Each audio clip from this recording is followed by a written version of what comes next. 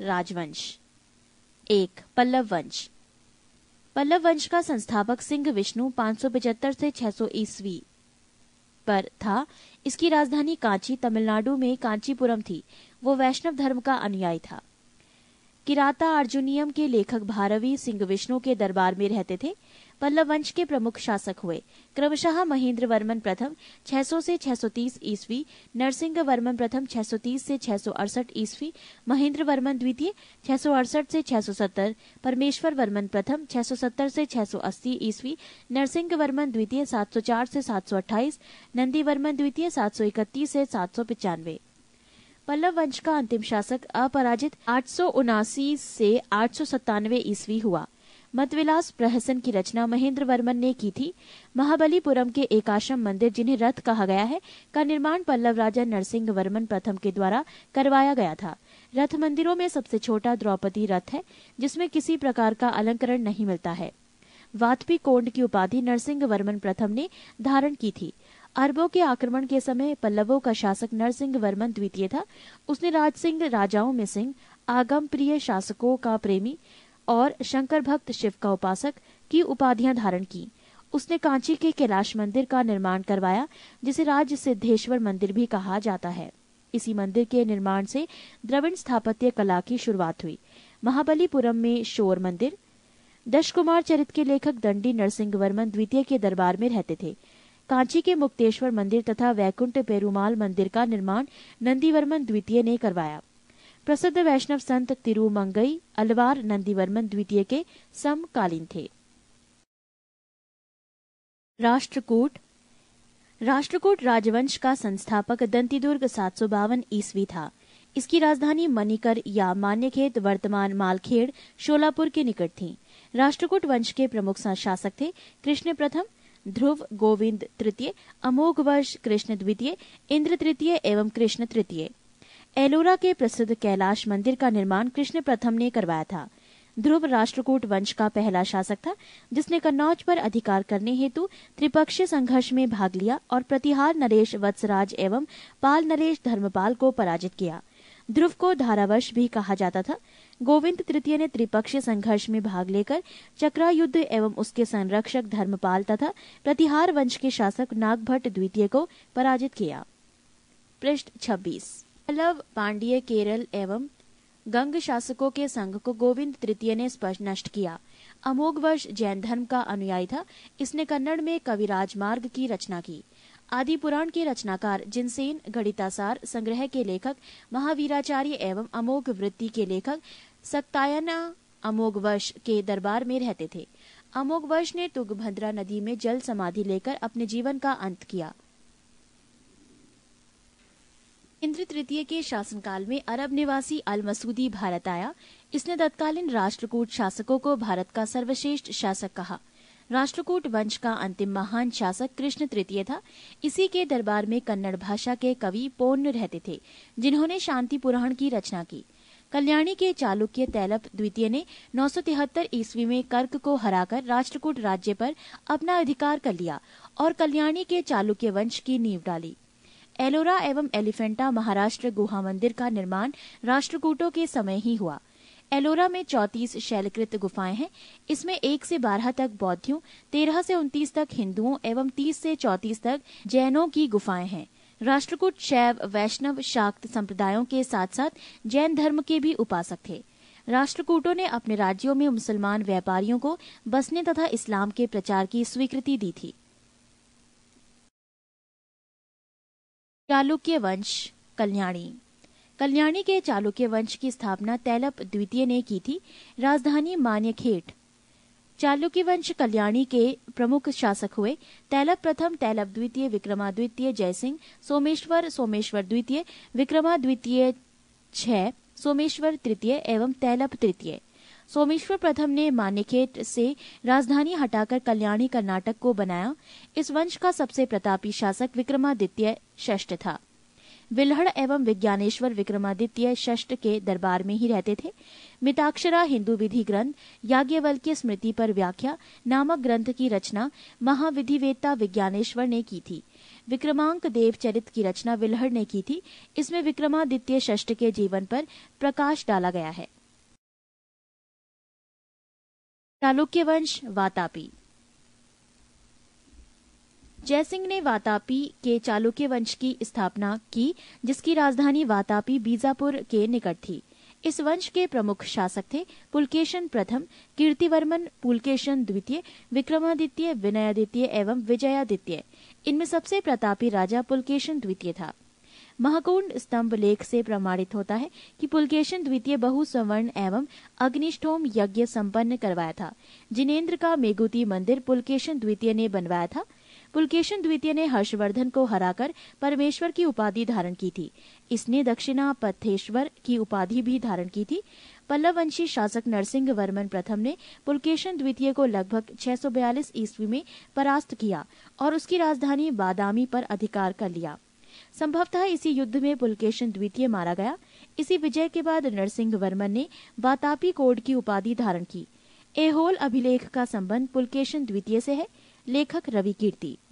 अजंता के एक गुहा चित्र में फारसी दूत मंडल को स्वागत करते हुए पुलकेशन द्वितीय को दिखाया गया है। वातापी का निर्माणकर्ता कीर्तिवर्मन को माना गया है। मालवा को जीतने के बाद विनयादित्य ने सकलोत्तर पथनाथ की उपाधि धारण की। पृष्ठ 27। विक्रमादित्य द्वितीय के शासनकाल में ही दक्कन के अरबों ने आक्रमण किया। इस आक्रमण का मुकाबला विक्रमादित्य के भतीजा पुलकेशी ने किया।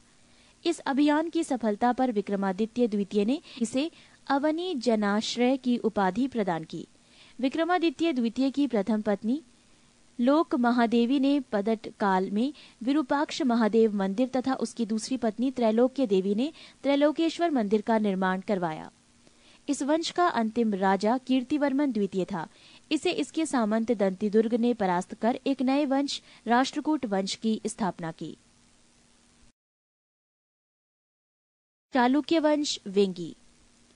बेंगी के चालुक्य वंश का संस्थापक विष्णुवर्धन था। इनकी राजधानी बेंगी आंध्र प्रदेश में थी। इस वंश के प्रमुख शासक थे जयसिंह प्रथम, इंद्रवर्धन, विष्णुवर्धन द्वितीय, जयसिंह द्वितीय एवं विष्णुवर्धन तृतीय। इस वंश के सबसे प्रतापी राजा विजयादित्य तृतीय था, जिसका सेनापति पडुरंग था। चोल। 9वीं शताब्दी में चोल वंश पल्लवों के ध्वंसावशेषों पर स्थापित हुआ। इस वंश के संस्थापक विजयालय 850 से 87 ईस्वी थे, जिसकी राजधानी तांजाय, तंजौर या तंजावुर था। विजयालय ने नरकेसरी की उपाधि धारण की और निशुंभ सूदिनी देवी का मंदिर बनवाया। चोलों का स्वतंत्र राज्य आदित्य प्रथम ने स्थापित किया। पल्लवों पर विजय पाने के उपरांत आदित्य प्रथम ने कोदंडराम की उपाधि धारण की। चोल वंश के प्रमुख राजा थे परांतक एक, राजराज एक, राजेंद्र प्रथम, राजेंद्र द्वितीय एवं कुलोतुंग। तक्कोलम के युद्ध में राष्ट्रकूट नरेश कृष्ण तृतीय ने परांतक प्रथम को पराजित किया। इस युद्ध में परांतक प्रथम का बड़ा लड़का राजादित्य मारा गया। राजराज प्रथम ने श्रीलंका पर आक्रमण किया। वहां के राजा महीम पांच को भगाकर श्रीलंका के दक्षिण जिला रोहण में शरण लेनी पड़ी। राजराज प्रथम श्रीलंका के विजित प्रदेशों को चोल साम्राज्य का एक नया प्रांत मुंडी चोल मंडलम बनाया और पोलन्नरुवा को उसकी राजधानी बनाया। राजराज एक शैव धर्म का अनुयायी था। इसने तंजौर में राजराजेश्वर का शिव मंदिर बनाया। चोल साम्राज्य का सर्वाधिक विस्तार राजेंद्र प्रथम के शासनकाल में हुआ है। बंगाल के पाल शासक महिपाल को पराजित करने के बाद राजेंद्र प्रथम ने गंगे चोड चोल की उपाधि धारण की और नवीन राजधानी गंगेकोड चोलपुरम के निकट चोलंगगम नामक विशाल तालाब का निर्माण करवाया। नोट: गजनी का सुल्तान महमूद राजेंद्र प्रथम का समकालीन था।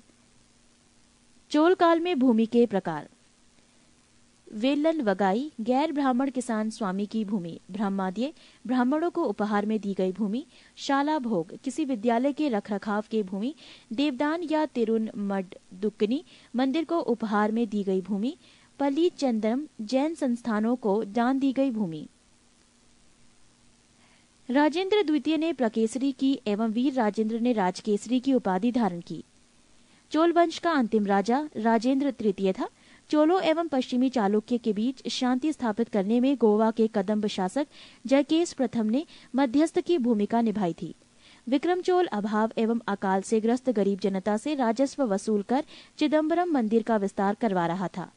कुलोतुंग द्वितीय ने चिदम्बरम मंदिर में स्थित गोविंदराज विष्णु की मूर्ति को समुद्र में फेंकवा दिया।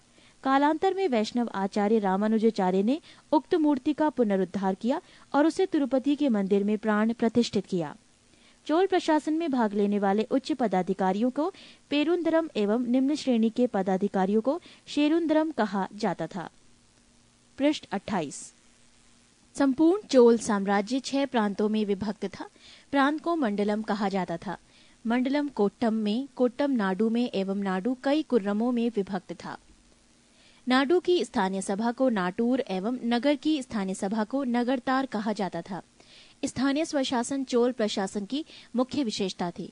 उर सर्वसाधारण लोगों की समिति थी जिसका कार्य होता था सार्वजनिक कल्याण के लिए तालाबों और बगीचों के निर्माण हेतु गांव की भूमि का अधिग्रहण करना। सभा या महासभा ये मूलतः अग्रहारों और ब्राह्मण बस्तियों की सभा थी जिसके सदस्यों को पेरुमक्कल कहा जाता था। ये सभा वरियम नाम की समितियों के द्वारा अपने कार्य को संचालित करती थी। सभा की बैठक गांव में मंदिर के निकट वृक्ष के नीचे या तालाब के किनारे होती थी। व्यापारियों की सभा को नगरम कहते थे। चोल काल में भूमिकर उपज का 1/3 भाग हुआ करता था। गांव में कार्य समिति की सदस्यता के लिए जो वेतन भोगी कर्मचारी रखे जाते थे उन्हें मध्यस्थ कहते थे। ब्राह्मणों को दी गई करमुक्त भूमि को चतुर्वेदी मंगलम एवं दान दी गई भूमि ब्रह्मदेय कहलाती थी। चोल सेना का सबसे संगठित अंग था पदाती सेना।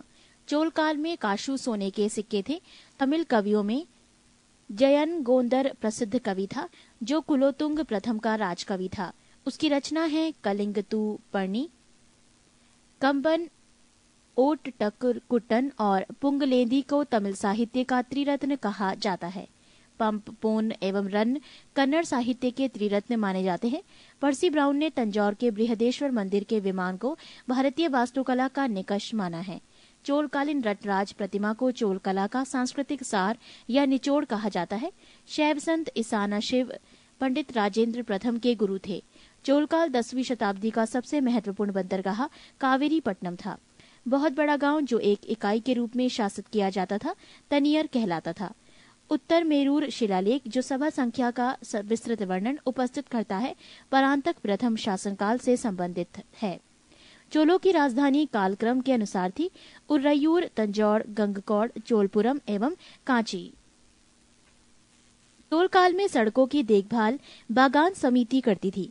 चोलकाल में आम वस्तुओं के आदान प्रदान का आधार धान था। चोलकाल के विशाल व्यापारी समूह निम्न थे: वलंजियार, नानादौसी एवं मणिग्रामम। विष्णु के उपासक अलवार एवं शिव के उपासक नयनार संत कहलाते थे। उत्तर मेरूर अभिलेख के अनुसार सभा की सदस्यता: 1. सभा की सदस्यता के लिए इच्छुक लोगों को ऐसी भूमि का स्वामी होना चाहिए जहां से भूराजस्व वसूला जाता है। 2. उनके पास अपना घर होना चाहिए। 3. उनकी उम्र 35 से 70 के बीच होनी चाहिए। 4. उन्हें वेदों का ज्ञान होना चाहिए। 5. उन्हें प्रशासनिक मामलों की अच्छी जानकारी होनी चाहिए और ईमानदार होना चाहिए। 6. यदि कोई पिछले 3 सालों में किसी समिति का सदस्य रहा है तो वो किसी और समिति का सदस्य नहीं बन सकता। 7. जिसने अपने आप या अपने संबंधियों के खाते जमा नहीं कराए हैं वो चुनाव नहीं लड़ सकता।